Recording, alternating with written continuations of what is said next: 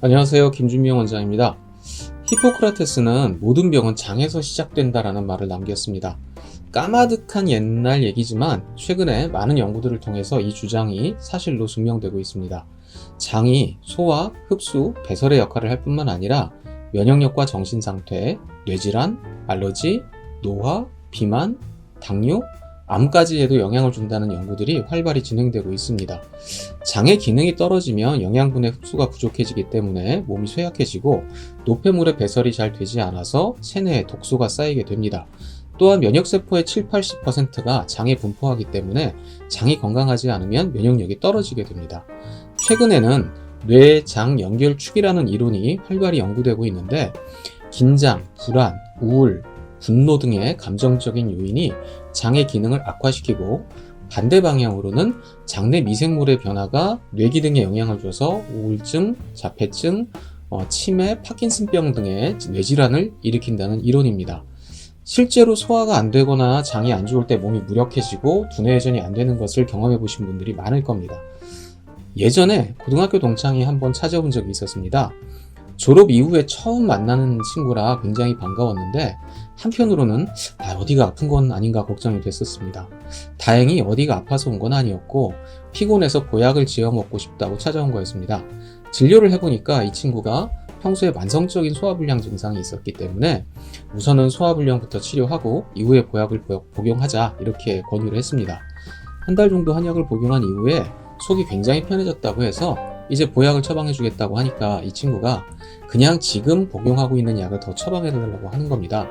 속이 편해지고 나니까 피곤한 것도 사라지고 지금까지 복용했던 그 많은 보약들보다 지금 약이 제일 좋은 것 같다는 말을 했습니다. 이렇게 장이 건강해지면 전반적인 컨디션이 좋아지는 환자들을 종종 볼 수 있습니다.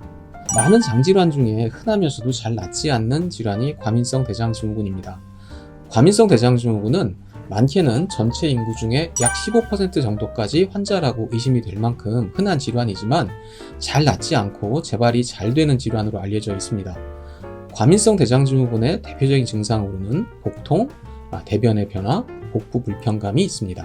복통의 양상은 환자마다 다양한데 긴장을 하거나 불안한 상황에서 갑자기 발생하는 복통, 가스가 증가하면서 복부 팽만과 함께 나타나는 복통, 식사나 음주 후에 설사와 동반되는 복통, 수시로 사르르하게 아픈 복통 등을 호소하는 경우가 많습니다.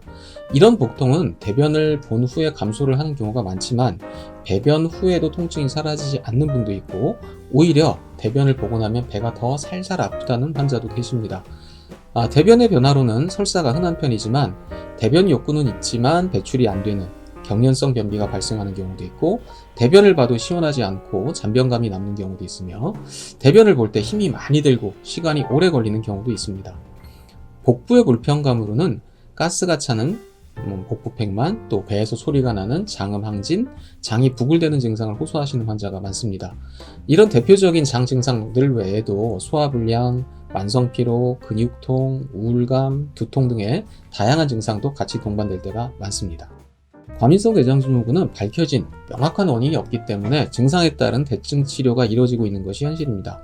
증상에 따라서 설사에 지사제, 변비에 변비약, 복통에 진경제 등을 처방하고 여기에 정장제나 유산균 또는 신경안정제, 항우울제 등을 추가로 처방하는 방식으로 치료가 이루어지고 있습니다.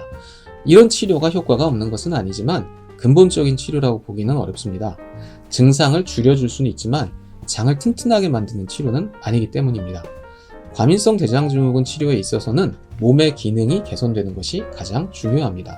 앞서 말씀드린 대로 스트레스 등의 정신적인 요인과 장내 환경의 악화가 장 기능을 나빠지게 하는 주된 원인이기 때문에 치료에 있어서 뇌장 신경의 안정과 장내 환경의 개선이 중요합니다. 컴퓨터로 비유를 하면 뇌장 신경의 문제는 소프트웨어의 오류라고 볼 수 있고 장내 환경의 악화는 하드웨어의 고장입니다. 환자에 따라서는 소프트웨어의 문제가 우세한 분도 있고 하드웨어의 문제가 우세한 분도 있기 때문에 각각의 상황에 따라서 어디에 주안점을 둘지 결정을 하게 됩니다. 뇌장신경의 안정에는 백복신 같은 안신약을 많이 활용하는데 말 그대로 정신을 편안하게 만드는 약들로 과민성 대장증후군뿐만이 아니라 신경정신 증상의 치료에도 매우 효과적인 약들입니다. 또 안신약 외에도 기운의 소통을 원활하게 해주는 향부자, 진피 등의 약재들도 활용이 많이 됩니다. 장내 환경의 개선에 있어서는 환자들의 신체적인 특징을 감별해서 치료하는 것이 필요합니다. 유산균 같은 프로바이오틱스를 복용해도 장의 환경이 좋지 않으면 이 유산균들이 자리를 잡지 못하기 때문에 복용을 해도 별 효과가 없을 때가 많습니다. 환자에 따라서는 장이 차가운 사람, 장에 열이 많은 사람, 장에 수분이 많은 사람, 소화 흡수력이 떨어지는 사람처럼 신체적인 특징이 다르기 때문에 각각의 상태에 맞는 약을 사용해서 치료를 해야 장내 환경이 개선이 됩니다. 이처럼 증상 자체에만 집중하기보다는 어떤 문제가 증상을 일으키고 있는지를 찾아서 문제가 되는 신체 증상을 개선시키는 것이 과민성 대장증후군 치료를 할 때 보다 근본적으로 치료를 할 수 있는 방법입니다.